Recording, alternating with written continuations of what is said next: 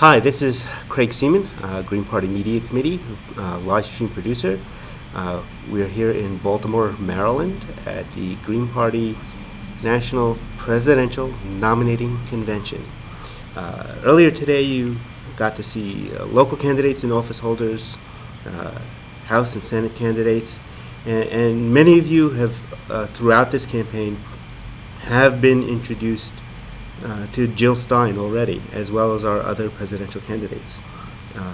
We have with us today Cheri Honkala, who is Jill Stein's selected vice presidential candidate, and we'll have an opportunity to get to know her, a little bit about her background. She'll be new to a lot of people, those people who followed her campaign for sheriff in Philadelphia. Already have an idea of her history, but we'll have her talk about that to you.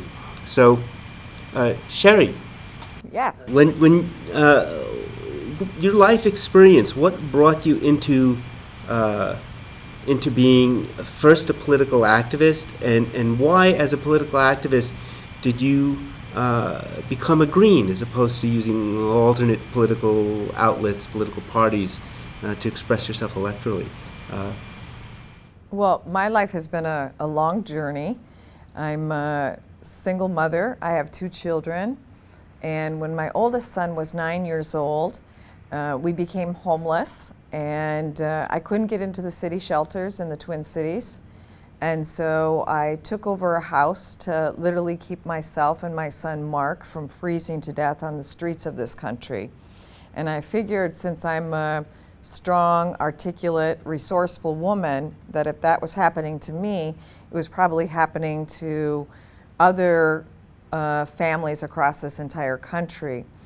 So, I didn't know anything about politics, didn't have any interest in getting involved in politics, but pretty much because of the extreme poverty that I was living in, and feeling a responsibility to do something about what I saw in front of me, basically got me involved in politics. So from there, for the last 25 years, I've been teaching people across the entire country how to set up homeless encampments, how to move families into abandoned properties to house themselves. I've been teaching people how to fight for community land trusts so that people can collectively come together and fight for property that's owned by the community and has some say over what happens to it, community farms and gardens, so that we can feed ourselves. These are the things that I've been engaged in for 25 years. And in those 25 years, I've come up against a great deal of obstacles. I didn't realize how threatening it was to organize the disenfranchised in this country, and as a result have been arrested some 200 times for expressing my views and for standing up to injustice. So these are all of the little things that have happened to me in the last 25 years that have led me to become a Green Party member. For me, it was very easy. Both parties have been taken over by Wall Street, and you can basically knock on the door in any poor community, and most low-income folks will tell you that they're very clear about the fact that the one-party system does not represent their interests. And so it was about a year ago when the Greens approached me, and they said, Cheri, you want to take the foreclosure issue to the national arena? We have an idea for you, and that would be if you would decide to run for sheriff. And if you ran for sheriff on a zero foreclosures platform, where you would basically say that if I became sheriff, I would refuse to throw families out of their homes. Well, needless to say, in this country, that's a very attractive idea. There's over 6 million families that have now lost their homes to foreclosure. We know today in the newspaper, Wells Fargo is having to compensate some of the families, and they've been found to practice predatory lending and racial discrimination. And that was no mystery to the millions of homeowners. And it was actually last week when I was in Philadelphia that I was met by the Sheriff's Department, where Rhonda Lancaster, who lives in Germantown, and Miss Fran Scarsborough, who lives in Logan, we were met by the Sheriff's Department last week. Fran had her home taken from her from Chase Bank, and then Rhonda Lancaster, her mother had a reverse mortgage. And what a reverse mortgage is in your dying days, her mother needed to get a reverse mortgage so that she was going to be able to pay for her medical costs.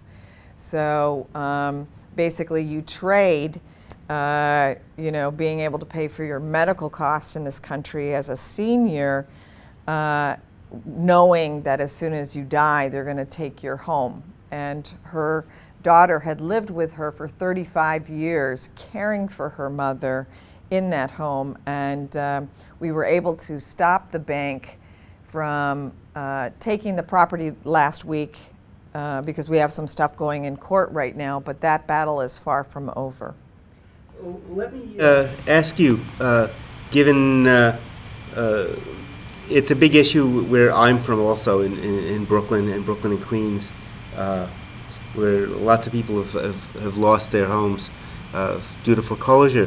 One of the problems I find is that in terms of electorally, politically, that a lot of people who go through foreclosure or being threatened with it don't connect the issue with what the elected officials can and don't do about it.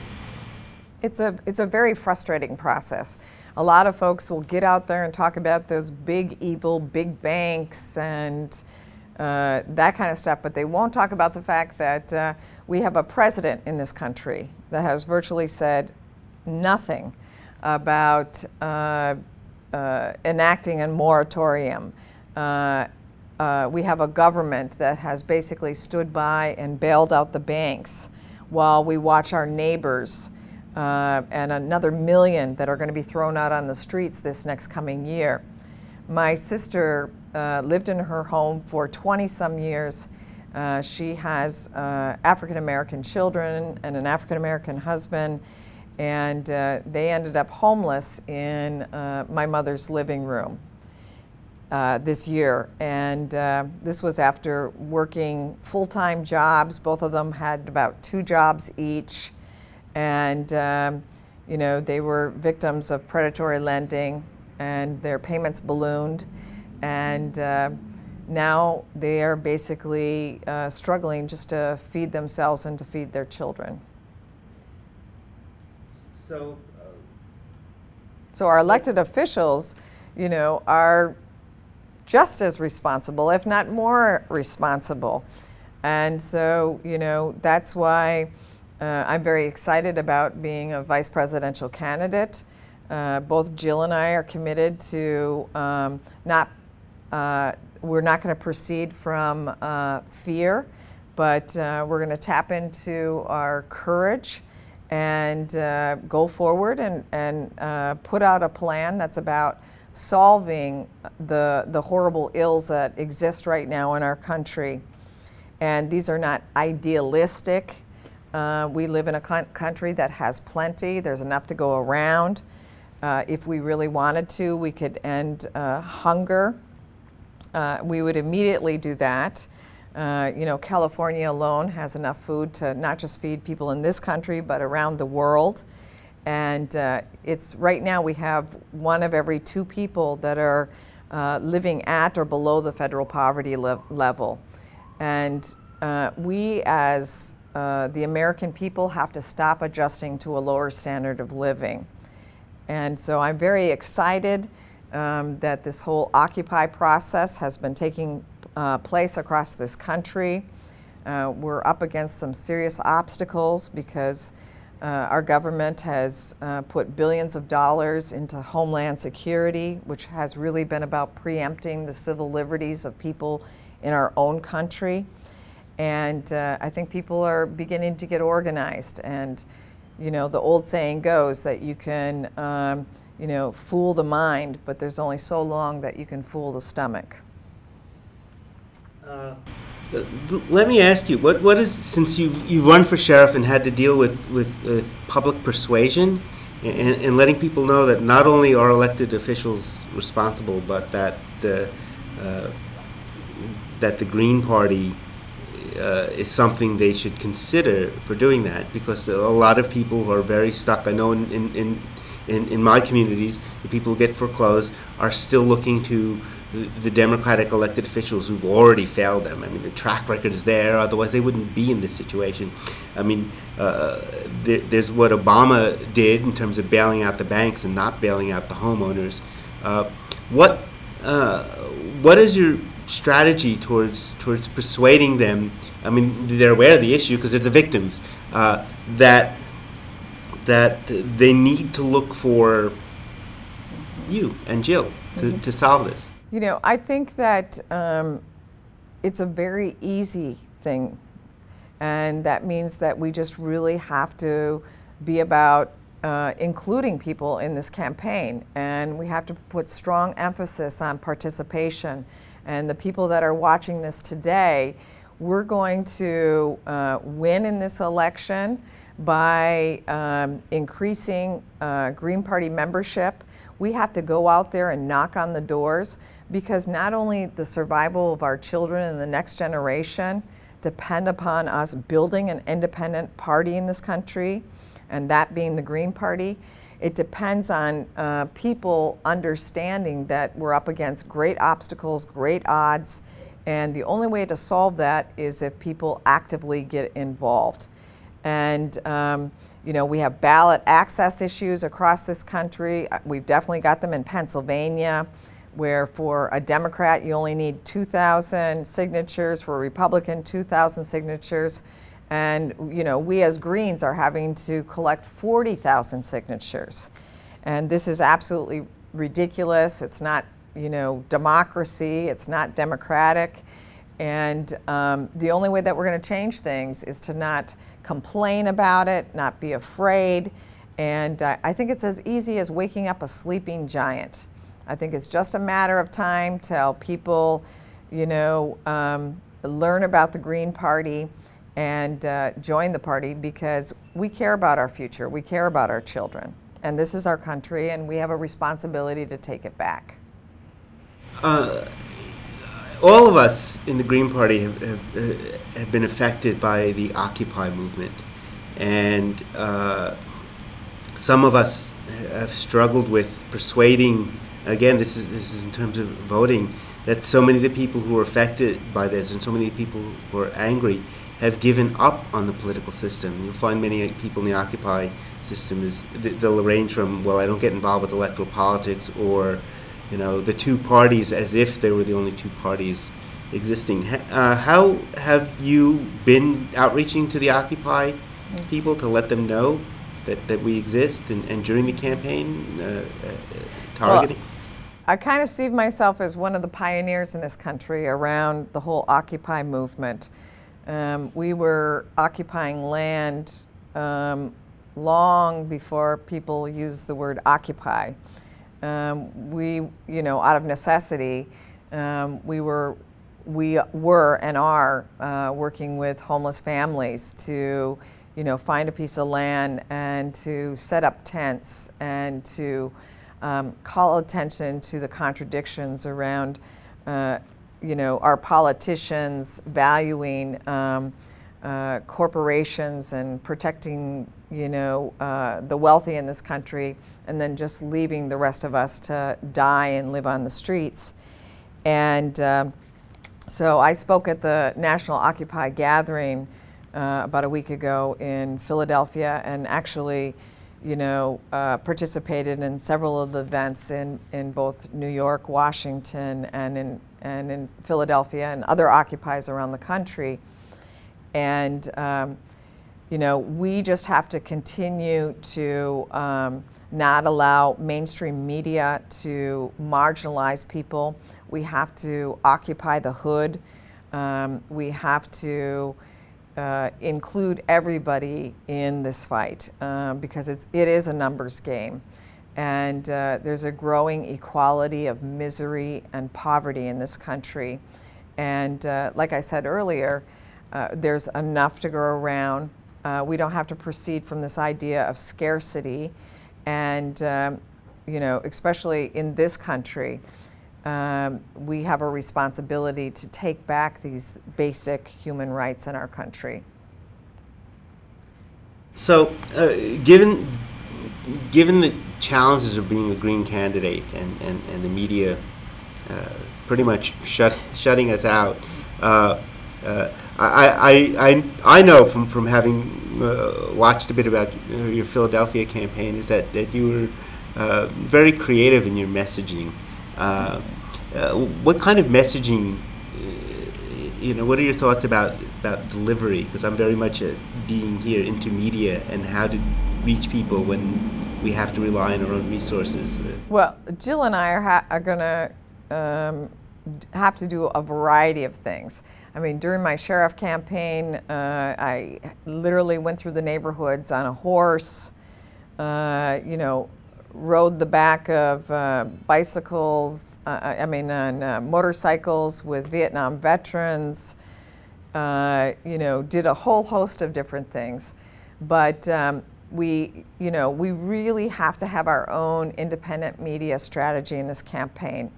And so whether it's tweeting or Facebook or, sending emails or filmmakers writing films, musicians writing songs, doing whatever we possibly can, we're going to be able to reach the majority of the American people. I think particularly through an art and cultural strategy as well. A lot of our young people listen to messages in music and in theater, and we need to tap into as many creative ways as possible because, corporate media will consciously distort our message or black us out of the media.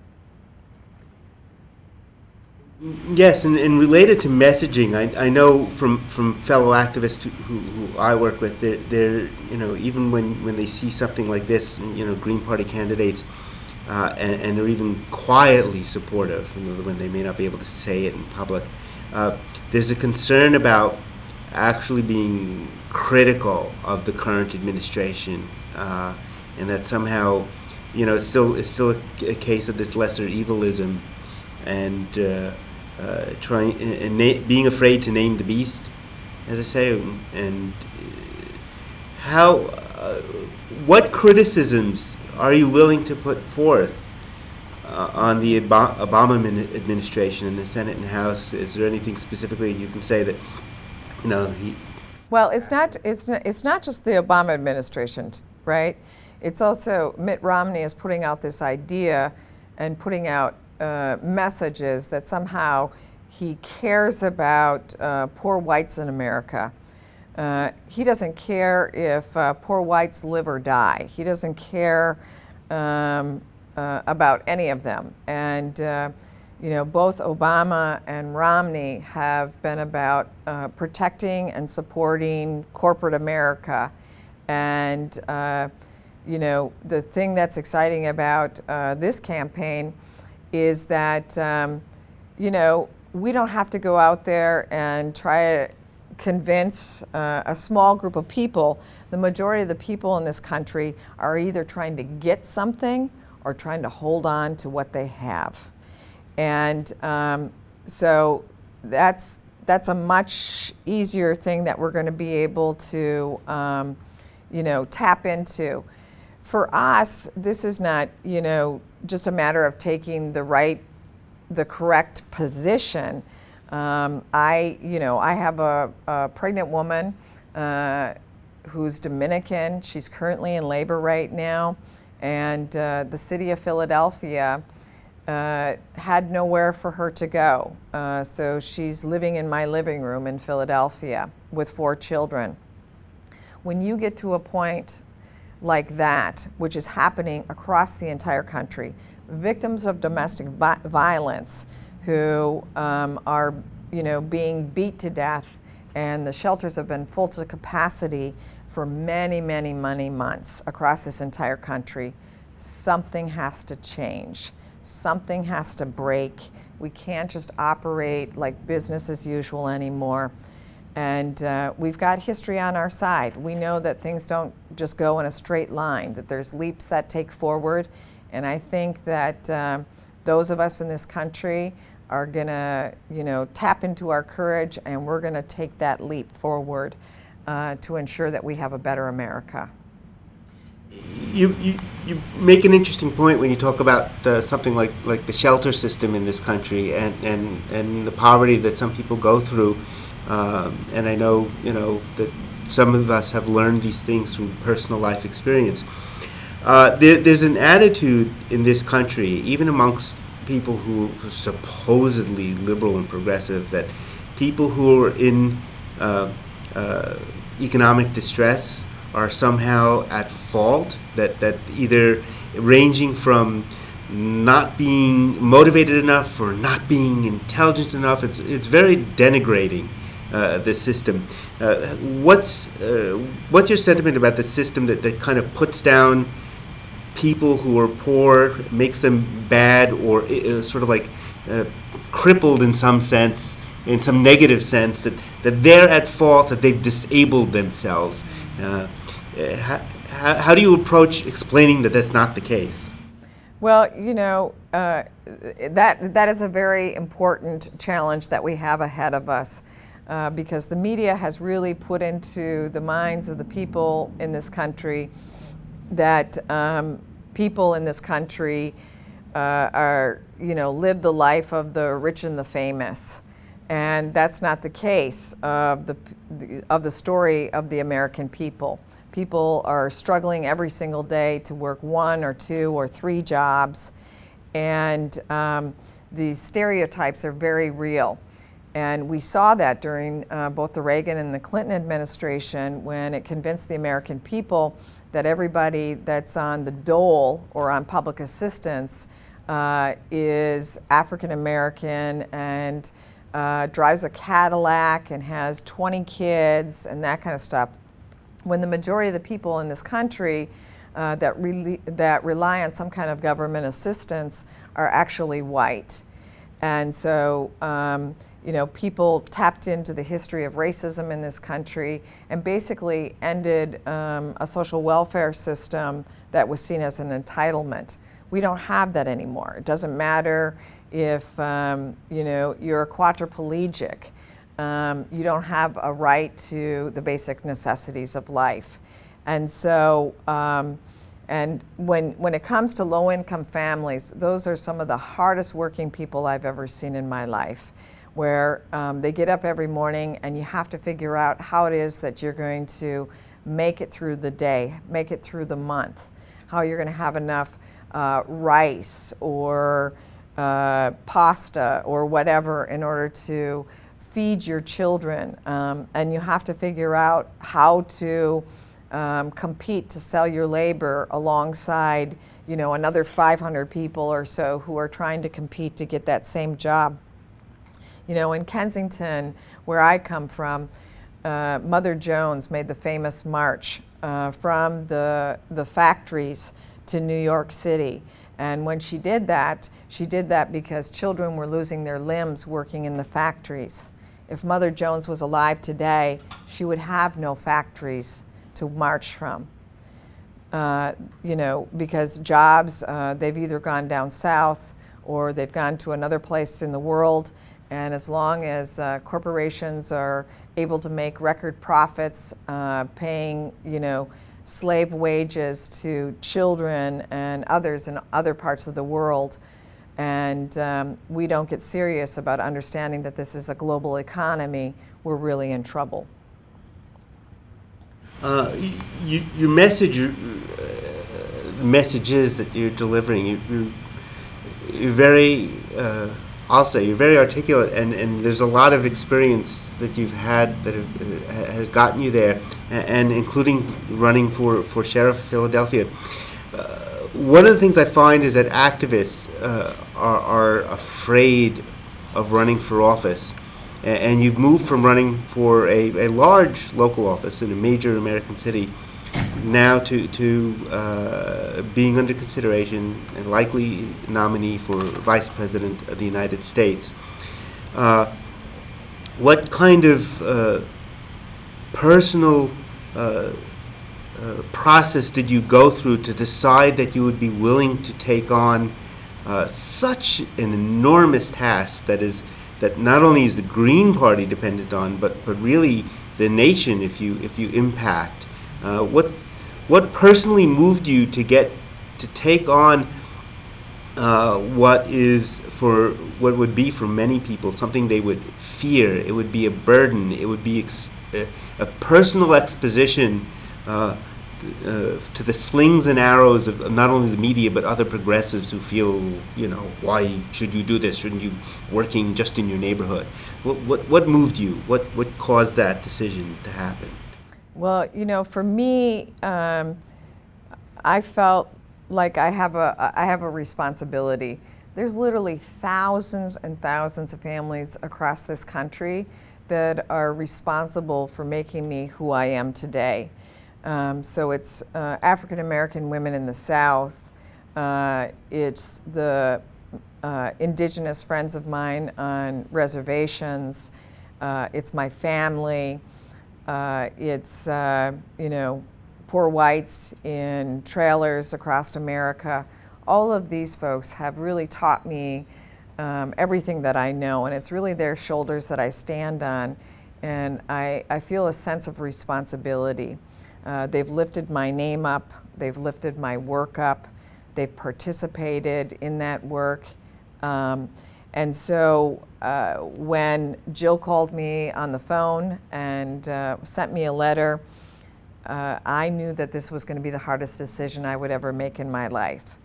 And after consulting my two beautiful, wonderful children, because it would definitely have impact on both Mark and Guillermo, and as soon as I got the thumbs up from them, I knew that I had to do this. I think about maybe 10 years ago, I stopped being able to make decisions on my own, and really have been blessed to be surrounded by amazing people in this country, and have really deferred to their guidance.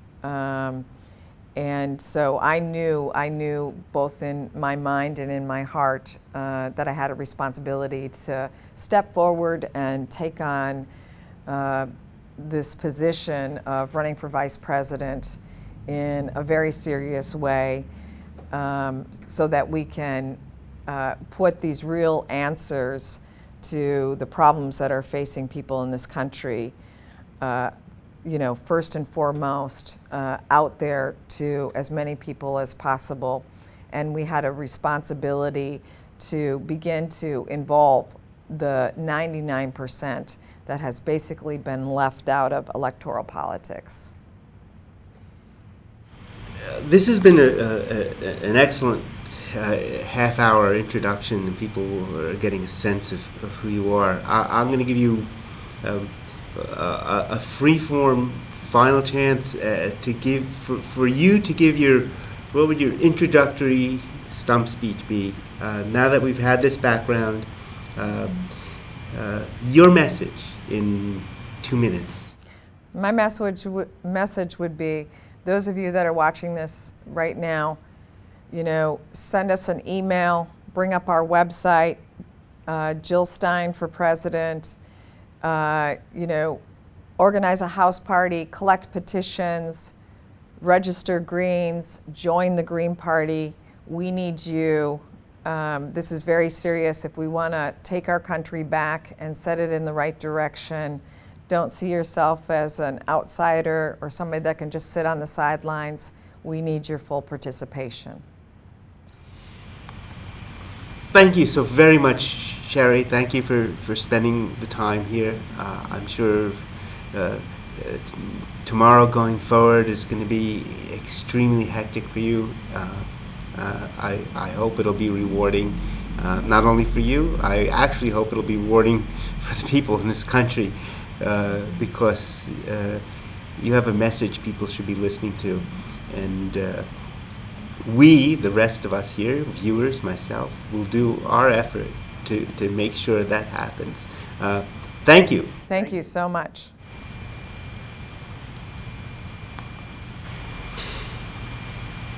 And that was Cheri Honkala, Green Party Vice Presidential Candidate for the United States.